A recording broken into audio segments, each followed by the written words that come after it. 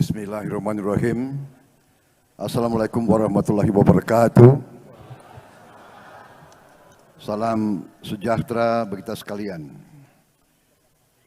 Saudara-saudara sekalian yang saya hormati dan yang saya banggakan, sebagai bangsa pejuang dan bangsa yang bertakwa, marilah kita tidak henti-hentinya memanjatkan puji syukur kehadirat Allah Subhanahu wa taala, Tuhan Maha Kuasa, Tuhan Maha Besar, yang memiliki sekalian alam. Hanya kepadanya lah kita berdoa dan hanya kepadanya lah kita meminta pertolongan. Salawat dan salam kita haturkan kehadirat junjungan kita, baginda Nabi besar Muhammad Rasulullah Shallallahu Alaihi Wasallam, yang telah memberi kepada kita agama dan peradaban. Saudara-saudara sekalian yang saya hormati, Ketua Umum Ikatan Cendekiawan Muslim se-Indonesia, Bapak Profesor Arif Satria,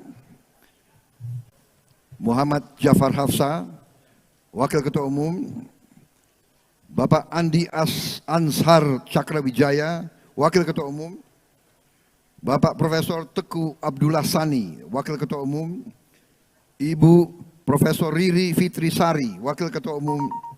Ibu, waktu itu kita masih aktif di tentara, dan waktu itu Tentara Nasional Indonesia masih memiliki apa yang disebut peran dui fungsi.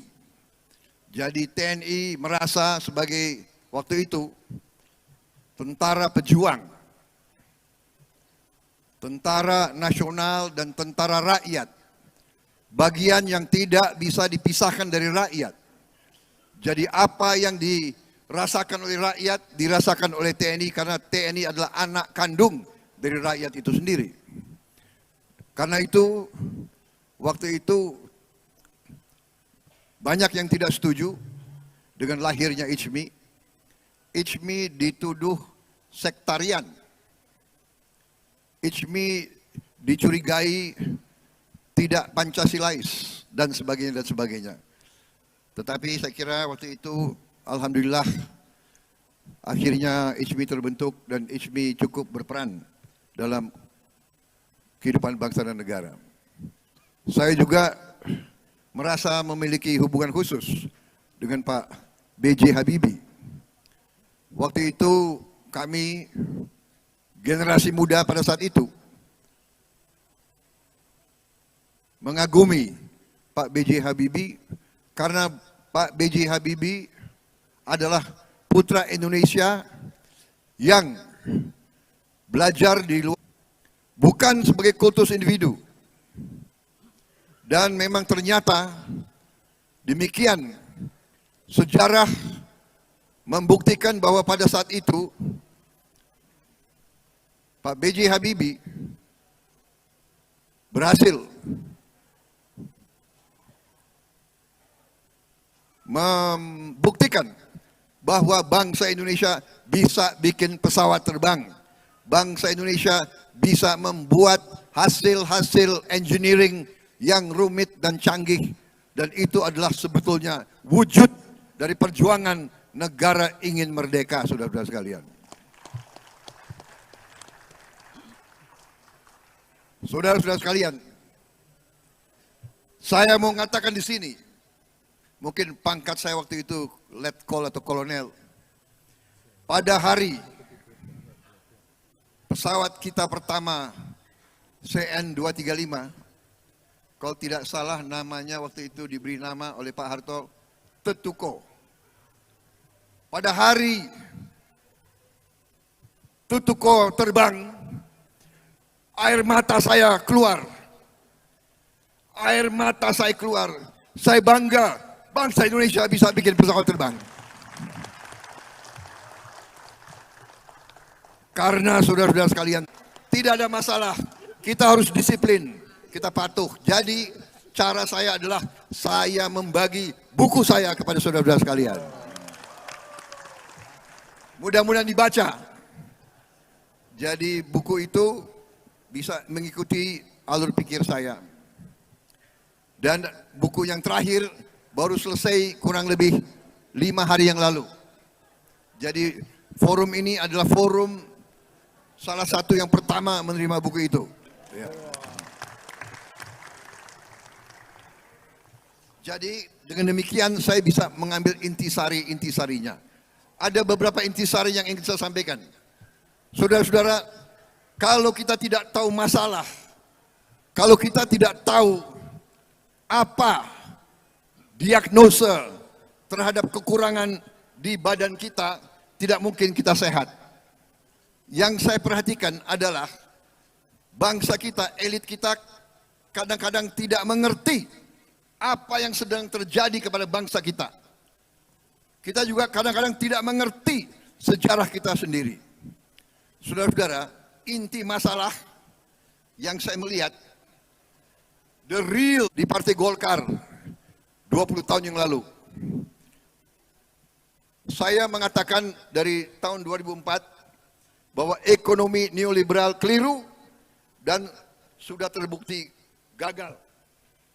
Dan ternyata benar tahun 2008 Oktober, kalau tidak salah Oktober 19 itu adalah yang disebut hari Senin, Black Monday, crash di barat. Crash, bank crash. Kita dulu mengalami 98, dia 2008. Semua bank besar crash, perusahaan-perusahaan besar bangkrut. Apa tindakan negara barat? Tindakan negara barat adalah bail out. Semua bank dan semua perusahaan dibantu oleh negara. Waktu kita crash 98, saya lihat dengan mata saya sendiri. Ini bangsa inlander kita dianggap lebih rendah dari anjing. Dan ini tidak terjadi hanya di Indonesia, di India, di mana-mana kaum imperialis itu yang mereka lakukan. Jadi saudara-saudara, intisari selanjutnya adalah, ini sama juga, di India begitu, dogs and Indians are not allowed. Gak boleh masuk. Jadi itu intisari selanjutnya, bahwa saudara-saudara sekalian, ternyata ada ilmu bernegara. Ilmu bernegara. Nah, ilmu ini kadang-kadang saya melihat elit Indonesia kurang mau pelajari. Ilmu bernegara itu di banyak sekolah universitas itu disebut adalah national. Kekuatan nasional terdiri berapa elemen. Dan kita punya semua itu. Geografi, negara sangat luas, sebesar Eropa. Demografi, keempat terbesar di dunia. Sumber daya alam, ke-8 terkaya sumber alam di dunia. Ekonomi kita akan menjadi ke-6, ke-7 di dunia dalam waktu dekat. Politik, nah ini bisa nggak kita kerjasama? Militer, apa kita punya militer yang kuat atau tidak? Psikologi dengan budaya korupsi, apa kita biarkan tipu menipu, berkhianat, ya kan? Pagi tempe, sore tahu, malam gado-gado, ya kan? Tidak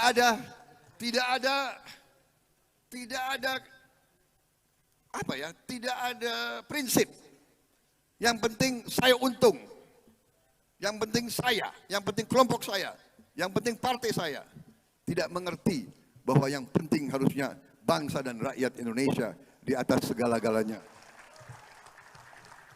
Selanjutnya, intisari selanjutnya adalah suatu adagium yang diajarkan di salah satu peradaban kerajaan yang sangat sukses di dunia ini.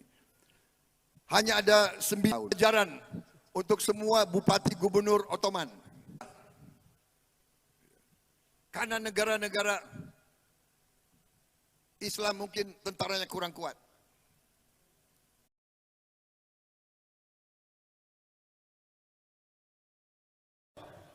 Yang pertama kami undang Prof. Jamaluddin Jompa untuk menyampaikan pertanyaan 30 detik. Satu pertanyaan saja. Satu pertanyaan, terima kasih. Saya sebenarnya terlena tadi, sampai saya lupa kalau saya harus bertanya ini.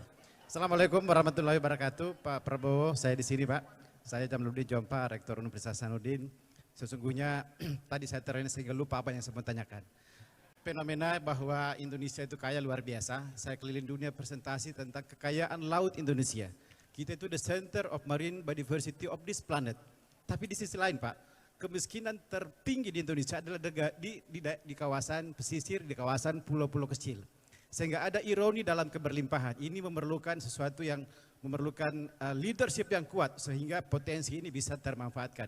Tapi kalau saya lihat sampai saat ini, 77 tahun kita merdeka, 78 tahun, berapa sekarang ya? 78. Itu masih lagunya begitu terus Pak. Kemiskinan terus di wilayah pesisir yang kaya ini. Sehingga memerlukan leadership yang kuat, kita harus berbasis teknologi, kita berbasis sains. Tapi apa yang terjadi saya lihat kadang-kadang tidak, pemerintah itu masih kurang menggunakan science and evidence based policy. Sehingga kita bisa lihat sektor kelautan perikanan itu teknologinya sangat rendah Pak, sangat rendah. Ini memerlukan strong leadership dan mudah-mudahan Pak Prabowo insya Allah kalau jadi presiden bisa menempatkan the right man on the right place. Sehingga tidak salah di dalam membuat kebijakan-kebijakan yang seperti kita lihat selama ini. Makasih, mohon maaf. Baik, terima lebih kasih. dari 30 Yang kedua, pada Profesor Muhammad Najib, Pak Ketum. Prof. Najib, mana? Prof. Najib, silakan.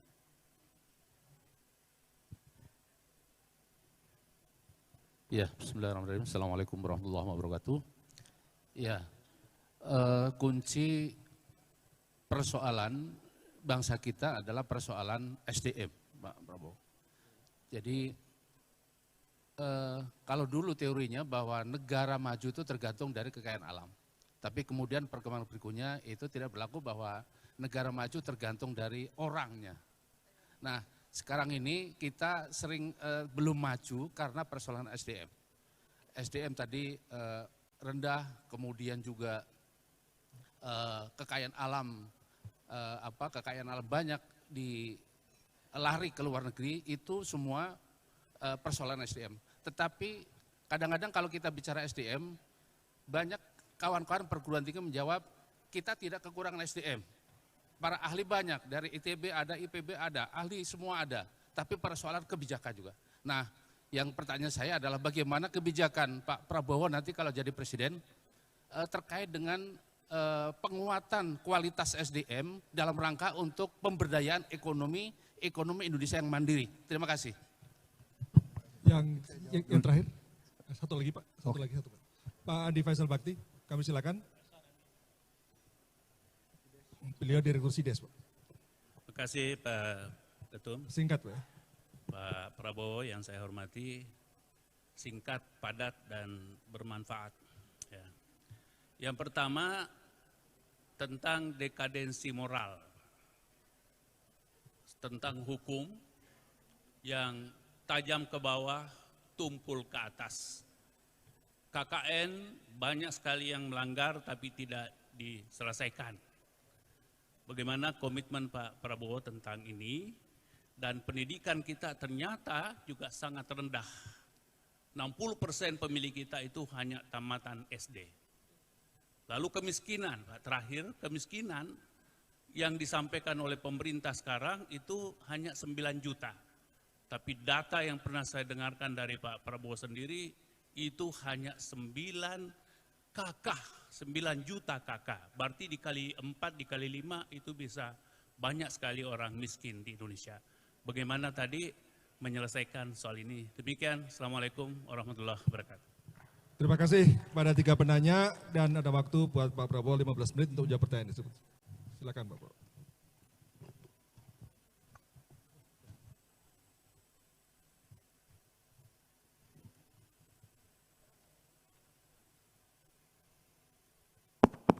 Baik, terima kasih. Mengenai pertanyaan pertama tentang kekayaan kita di laut, tetapi Tetapi kemiskinan melanda nelayan kita di pesisir. Benar sekali, ini yang saya katakan bahwa masalahnya adalah masalah sistemik. Masalah adalah pendekatan falsafahnya. Falsafah neoliberal yang selama ini kita menguasai kita adalah tidak mungkin bawa kesejahteraan, karena faham kapitalisme neoliberal adalah hanya mengutamakan keuntungan swasta pribadi. Ini kita tidak bisa menghilangkan peranan swasta, kita hormati. Tapi filosofinya, pendekatan nation building adalah harus ada keberpihakan pemerintah, keberpihakan untuk menghilangkan kemiskinan. Tidak bisa kita serahkan kepada pasar. Faham neoliberal mengatakan bahwa biarlah mekanisme pasar yang berjalan. Pemerintah tidak boleh intervensi terlalu banyak. Pemerintah hanya sebagai wasit. Ini pendekatan yang terbukti keliru. Di barat saja neoliberal sudah ditinggalkan. Pemimpin-pemimpin barat sudah meninggalkan.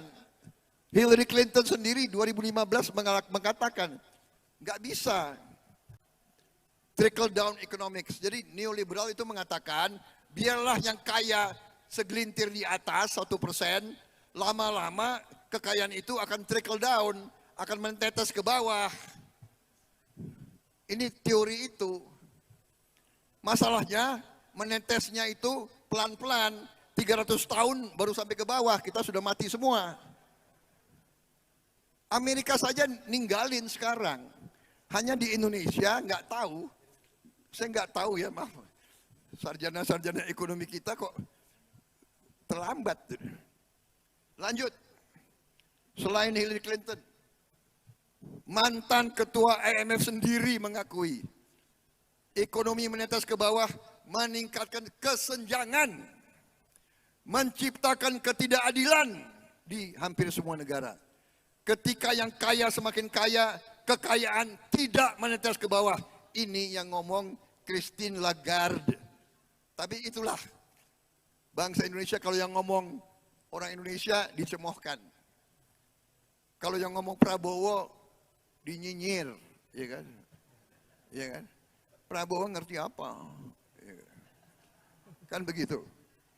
Tapi kalau londo-londo yang ngomong, oh. Jadi Bapak itu, ini masalahnya, kita perlu pemerintah yang berpihak. Kita hilangkan kemiskinan. Kalau perlu kita bagi kapal, bagi mesin, bagi jaring. Kita bina mereka, kita organisir kelompok-kelompok nelayan. Kita bina, kita kasih pelatih, kita kendalikan anak-anak muda dari fakultas jadi manajer-manajer untuk mereka. Kita harus aktif mengendalikan dan memimpin kebangkitan ekonomi dari bawah. Itu jawaban saya, ya, keberpihakan. Kedua, tadi Profesor Najib bertanya tentang SDM. Dalam buku saya, dalam program saya akan mengurus SDM dari akarnya, dari sejak bayi masih dikandung ibu. Masalahnya adalah sebagian besar rakyat kita kurang gizi, kurang makan. Jadi kalau kita bicara sumber daya manusia, rakyat kita sebagian sebelum lahir sudah kalah. Karena ibunya kurang gizi. Begitu lahir dia kurang gizi, dia tidak dapat protein. Begitu masuk sekolah demikian dan seterusnya. Itulah yang terjadi yang disebut stunting. Sepertiga anak-anak kita stunting. Saya dari Pulau Moa, Maluku Barat Daya. Saya disambut anak-anak SD. Saya lihat ada anak perkiraan saya anak ini umurnya 5 tahun karena badannya kecil. Saya tanya, kamu umurnya berapa? Umur saya 9 tahun, Pak. Sebelahnya, saya kira umurnya 6 tahun. Kamu umurnya berapa? 10 tahun, Pak. Kecil. Jadi sel otak tidak berkembang, sel otot tidak berkembang, sel tulang tidak berkembang. Menjadi kuli saja mungkin kalah sama bangsa lain. Ini tidak bisa.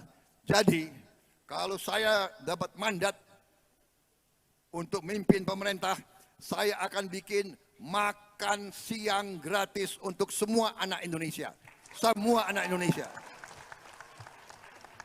Dan tidak hanya anak Indonesia, tapi ibu-ibu yang hamil kita beri bantuan makan. Jadi kita selesaikan masalah SDM dari akar masalah. Dia masuk sekolah, cerdas, dia kuat, sampai dia lulus sekolah, kita bantu. Dan pendidikan harus baik, pendidikan harus gratis, dan kita sudah hitung uangnya ada, kemampuan kita ada, kita mampu, saudara-saudara. Jadi ini adalah jawabannya, dan kita akan perbaiki semua sekolah. Kita akan bikin sekolah-sekolah unggulan di semua kabupaten. Jadi ini adalah 8 program hasil terbaik cepat. Kita tidak mau hasil terbaik kapan-kapan. Kita mau hasil terbaik cepat. Saudara-saudara, kita harus segera swasembada pangan. Dan dengan program kami, mungkin Bapak sudah mendengar paparannya Pak Amran Sulaiman, Menteri Pertanian yang baru ambil alih, ya. Ya, saya kira beliau orang yang tepat pada tempat yang tepat. Saya sangat optimis. Waktu beliau periode pertama jadi Menteri Pertanian, kita sudah swasembada pangan. Dan kita akan cepat kembali swasembada pangan. Bahkan strategi kita tidak mau hanya swasembada pangan untuk Indonesia, kita mau jadi lumbung pangan dunia. Dan kita mampu. Jadi itu jawaban saya, Profesor Najib.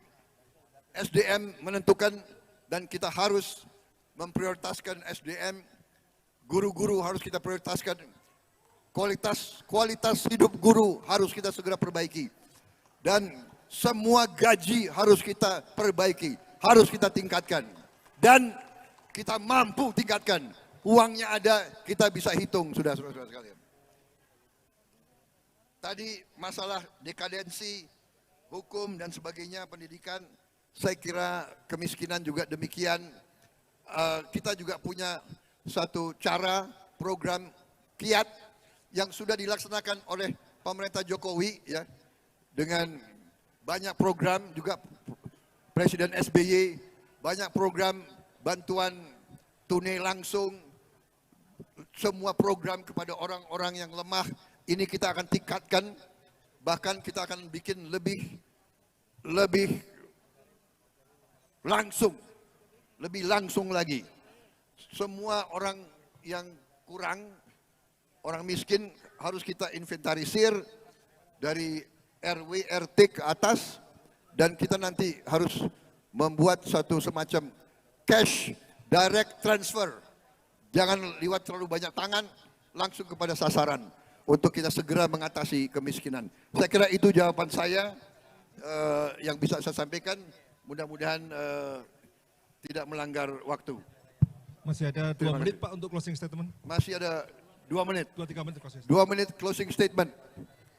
Masa depan kita gemilang, kekayaan kita luar biasa, karunia dari Yang Maha Kuasa luar biasa. Saudara-saudara, 3 bulan yang lalu datang seorang pakar dari Brazil. Dia mengatakan Indonesia satu-satunya negara yang bisa menghasilkan BBM 100% dari bio, dari tanaman. Solar bisa 100% dari kelapa sawit. Bensin bisa 100% dari tebu.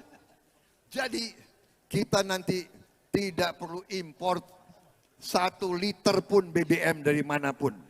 Kita akan produksi BBM kita sendiri. Dan kita akan mempunyai ekonomi hijau. BBM kita akan BBM yang sehat, BBM yang tidak menambah pemanasan global, BBM yang tidak bikin kotor, dan kita tidak perlu kirim uang ke luar negeri, uangnya akan beredar di kita. Masa depan kita gemilang. Terima kasih, saya semangat, saya butuh dukungan saudara-saudara. Insya Allah kita bangkit menjadi negara hebat. Terima kasih. Wassalamualaikum warahmatullahi wabarakatuh. Waalaikumsalam warahmatullahi wabarakatuh.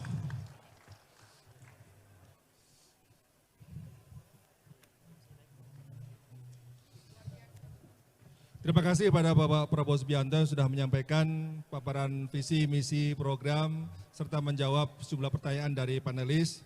Dengan demikian, sesi pleno 1 saya nyatakan selesai.